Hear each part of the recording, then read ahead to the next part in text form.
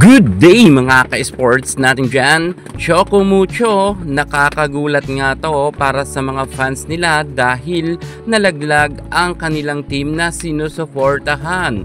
Ang fans nga ng Choco Mucho ay nag-aalburuto ngayon at nagsasabi ang ibang kanilang fans na hindi daw sila manonood.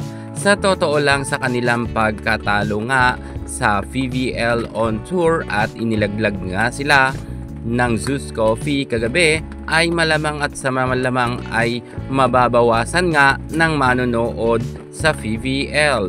Lalo na ang kupunan nga ni Boss Dina Wong, ang isa sa mga pinakakilalang team at maraming mga fans. 80% ng manonood ay halos si Dina Wong nga ang inaabangan. Ang kanyang mga fans ay full support naman talaga. Hindi natin maikakaila na talagang ang Choco Mucho ay sobrang dami ngang mga fans, at kahit nga nakikipagbardagulan pa sa mga comment section ang mga fans ni Boss D, ay masisilip natin ang kanilang pagmamahal kay Boss D. Kung kaya nga sa kanilang pagkatalo, I'm sure na hindi manonood ang ibang mga fans ni Boss Dina Wong. Pero syempre alam natin na narayan pa naman ang Akari Chargers, at ang Choco Mucho fans ay sinusuportahan nga rin ang team ni Ivy Lacsina dahil nga partner ito ni Boss Dina Wong. Pero pag-uusapan na muna natin kung bakit nga natalo ang kupunan ni Boss Dina Wong. Saan ba sila nagkulang? Panalo na,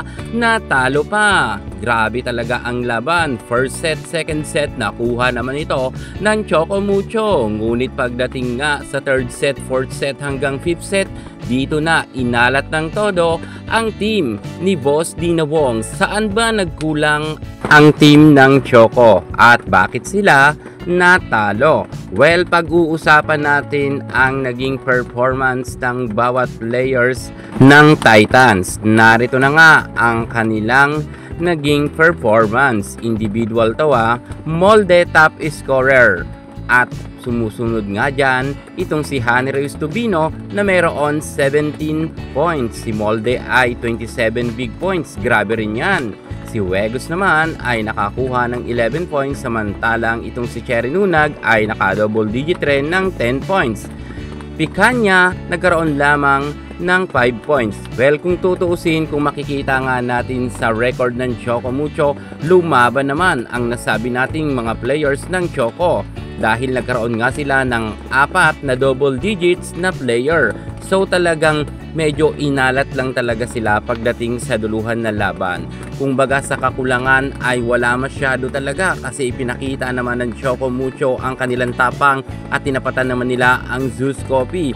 Pero sa pagkakataon ngang ito ay talagang hindi nga sila swinerte, dahil pagdating nga sa fifth set, doon nga sila medyo natameme na dahil nakalamang talaga ng husto ang nasabi nating Zeus Coffee. Talagang hindi pa panahon ngayon ng Choco Mucho para muli silang makabalik sa Final Four, dahil alam natin na malakas naman sana ang nasabi nating Choco Mucho, pero sa kasalukuyan ay medyo kulang-kulang rin kasi ang mga players ni Coach Dante Alinsunurin. Siguro bawi na lang sila sa Invitational Conference at sa Reinforced Conference dahil nalalapit na rin naman ang next conference. I hope na bumalik na rin si Cici Rondina para nga muli nilang maibalik ang corona sa kanila, dahil madalas nga silang magkaroon ng silver medal ng panahon na nariyan si Cici Rondina. Pero